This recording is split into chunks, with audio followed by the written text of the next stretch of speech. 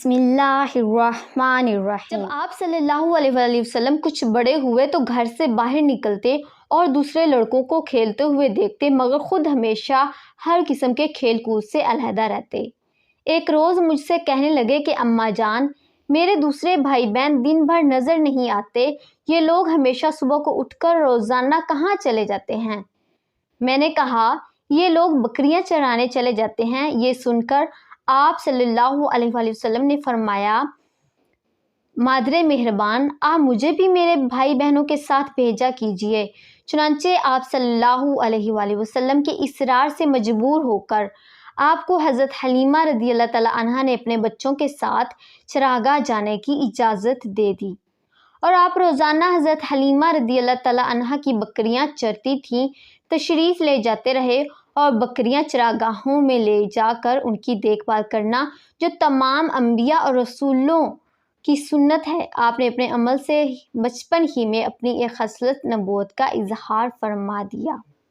ایک دن آپ صلی اللہ علیہ وآلہ وسلم چراگاہ میں تھے کہ ایک دم حضرت حلیمہ رضی اللہ تعالیٰ عنہا کے فرزند زمرہ دوڑتے اور ہانپتے کانپتے ہوئے اپنے گھر آئے اور اپنی ماں حضرت بی بی حلیمہ رضی اللہ تعالیٰ عنہا سے کہا کہ اماں جان، بڑا غضب ہو گیا ہے۔ محمد صلی اللہ علیہ وسلم کو 3 آدمیوں نے، جو بہت ہی سفید لباس پہنے ہوئے تھے، چیتھی لٹا کر ان کا شکم پھاڑ ڈالا ہے، اور میں اسی حال میں ان کو چھوڑ کر بھاگا ہوا آیا ہوں۔ یہ سن کر حضرت حلیمہ رضی اللہ تعالیٰ عنہا اور ان کے شوہر دونوں بدحواس ہو کر گھبرائے ہوئے دوڑ کر جنگل میں پہنچے تو یہ دیکھا کہ آپ صلی اللہ علیہ وآلہ وسلم بیٹھے ہوئے ہیں، مگر خوف اور ہراس سے چہرہ زرد اور اداس ہے۔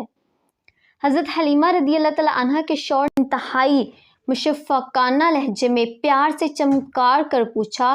کہ بیٹا، کیا بات ہے؟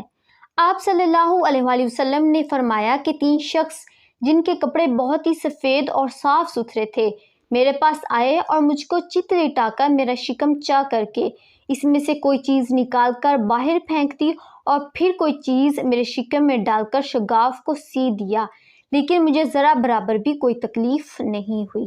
یہ واقعہ سن کر حضرت حلیمہ رضی اللہ تعالیٰ عنہا اور ان کے شوہر دونوں بے حد گھبرائے، اور شوہر نے کہا کہ حلیمہ، مجھے ڈر ہے کہ ان کے اوپر شاید کچھ عصیب کا اثر ہے، لہٰذا بہت جلد تم ان کو ان کے گھر والوں کے پاس چھوڑ آؤ۔ اور ان کے بعد حضرت حلیمہ رضی اللہ تعالیٰ عنہا آپ کو مکہ مکرمہ لے آئیں، کیونکہ انہیں اس واقعے سے یہ خوف پیدا ہو گیا تھا کہ شاید اب ہم کما حقہ ان کی حفاظت نہیں کر سکیں گے۔ حضرت حلیمہ رضی اللہ تعالیٰ عنہا نے جب مکہ معظمہ پہنچ کر آپ صلی اللہ علیہ وآلہ وسلم کی والدہ ماجدہ رضی اللہ تعالیٰ عنہا کے سپرد کیا تو انہوں نے دریا فرمایا کہ حلیمہ، تم تو بڑی خواہش اور چاہ کے ساتھ میرے بچے کو اپنے گھر لے گئی تھی، پھر اس قدر جلد واپس لے کر آنے کی کیا وجہ ہے؟ جب حضرت حلیمہ نے شکم چا کرنے کا واقعہ بیان کیا اور حسیب کا شبہ ظاہر کیا تو حضرت بی بی آمنہ رضی اللہ تعالیٰ عنہا نے فرمایا کہ ہرگز نہیں، خدا کی قسم، میرے نور نظر پر ہرگز کبھی بھی کسی جن یا شیطان کا عمل دخل نہیں ہو سکتا۔ میرے بیٹے کی بڑی شان ہے۔ پھر ایام حمل اور وقت ولادت کے حیرت انگیز واقعات سنا کر حضرت حلیمہ رضی اللہ تعالیٰ عنہ کو مطمئن کر دیا، اور حضرت حلیمہ رضی اللہ تعالیٰ عنہا آپ صلی اللہ علیہ وسلم کو آپ کی والدہ ماجدہ کے سپرد کر کے اپنے گاؤں واپس چلی آئیں، اور آپ صلی اللہ علیہ وسلم اپنی والدہ ماجدہ کی آغوش تربیت میں پرورش پانے لگے۔ جب حضور اقدس صلی اللہ علیہ وسلم حضرت حلیمہ کے گھر سے مکہ مکرمہ پہنچ گئے اور اپنی والدہ محترمہ کے پاس رہنے لگے تو حضرت ام ایمن، جو آپ کی والدہ ماجدہ کی باندی تھیں، آپ صلی اللہ علیہ وآلہ وسلم کی خاطرداری اور خدمت گزاری میں دن رات جی جان سے مصروف رہنے لگی۔ ام ایمن کا نام برکتہ ہے۔ یہ آپ صلی اللہ علیہ وسلم کو آپ کے والد رضی اللہ تعالیٰ عنہ سے میراث میں ملی تھی۔ یہی آپ کو کھانا کھلاتی تھیں، کپڑے پہناتی تھیں، آپ کے کپڑے دھویا کرتی تھیں۔ حضرت حلیمہ رضی اللہ تعالیٰ عنہا کا بیان ہے کہ آپ صلی اللہ علیہ وآلہ وسلم کا گہوارہ یعنی جھولا فرشتوں کے ہلانے سے ہلتا تھا، اور آپ بچپن میں چاند کی طرف انگلی اٹھا کر اشارہ فرماتے تو چاند آپ صلی اللہ علیہ وآلہ وسلم کی انگلی کے اشاروں پر حرکت کرتا۔ بچوں کی عادت کے مطابق کبھی بھی آپ صلی اللہ علیہ وآلہ وسلم نے کپڑوں میں بول و براز نہیں فرمایا۔ بلکہ ہمیشہ ایک معین وقت پر رفع حاجت فرماتے۔ اگر کبھی آپ صلی اللہ علیہ وآلہ وسلم کی شرمگاہ کھل جاتی تو آپ رو رو کر فریاد فرماتے، اور جب تک شرمگاہ چھپ نہ جاتی آپ کو چین اور قرار نہیں آتا تھا، اور اگر شرمگاہ چھپانے میں مجھ سے کچھ تاخیر ہو جاتی تو غیب سے کوئی آپ کی شرمگاہ چھپا دیتا۔ جب آپ اپنے پاؤں پر چلنے کے قابل ہوئے تو باہر نکل کر بچوں کو کھیلتے ہوئے دیکھتے، مگر خود کھیل کود میں شریک نہیں ہوتے تھے۔ لڑکے آپ کو کھیلنے کے لیے بلاتے تو آپ فرماتے کہ میں کھیلنے کے لیے نہیں پیدا کیا گیا ہوں۔ حضور اقدس صلی اللہ علیہ وآلہ وسلم کی عمر شریف جب 6 برس کی ہو گئی تو آپ کی والدہ ماجدہ رضی اللہ تعالیٰ عنہا آپ صلی اللہ علیہ وآلہ وسلم کو ساتھ لے کر مدینہ منورہ آپ کے دادا کے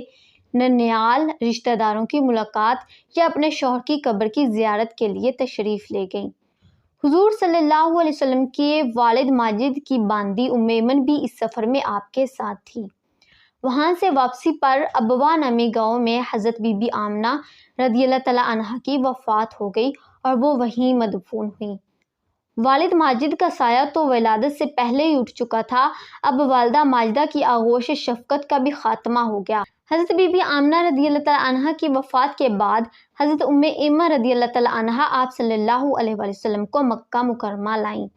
اور آپ کے دادا عبد المطلب کے سپرد کیا، اور دادا نے آپ کو اپنی آغوش تربیت میں انتہائی شفقت اور محبت کے ساتھ پرورش کیا، اور حضرت ام ایمن رضی اللہ تعالیٰ عنہا آپ کی خدمت کرتی رہیں۔ جب آپ صلی اللہ علیہ وآلہ وسلم کی عمر شریف 8 برس کی ہوئی تو آپ کے دادا حضرت عبد المطلب کا بھی انتقال ہو گیا۔ عبد المطلب کی وفات کے بعد آپ صلی اللہ علیہ وآلہ وسلم کے چچا ابو طالب نے آپ کو اپنی آغوش تربیت میں لے لیا، اور حضور صلی اللہ علیہ وآلہ وسلم کی نیک خصلتوں اور دل لبھا دینے والے بچپن کی پیاری پیاری اداؤں نے ابو طالب کو آپ صلی اللہ علیہ وسلم کا ایسا گرویدہ بنا دیا کہ مکان کے اندر اور باہر ہر وقت آپ کو اپنے ساتھ ہی رکھتے، اپنے ساتھ کھلاتے پلاتے، اپنے ساتھ ہی آپ کا بستر بچھاتے، اور ایک لمحے کے لیے بھی کبھی اپنی نظروں سے اوجھل نہیں ہونے دیتے تھے۔ ابو طالب کا بیان ہے کہ میں نے کبھی بھی نہیں دیکھا کہ حضور صلی اللہ علیہ وآلہ وسلم کسی وقت بھی کوئی جھوٹ بولے ہوں، یا کبھی کسی کو دھوکہ دیا ہو، یا کبھی کسی کو کوئی ایذا پہنچائی ہو، یا بیہودہ لڑکوں کے پاس کھیلنے کے لیے گئے ہوں، یا کبھی کوئی خلاف تہذیب بات کی ہو۔ ہمیشہ انتہائی خوش اخلاق، نیک اتوار، نرم گفتار، بلند کردار اور اعلیٰ درجہ کے پارسا اور پرہیزگار رہے۔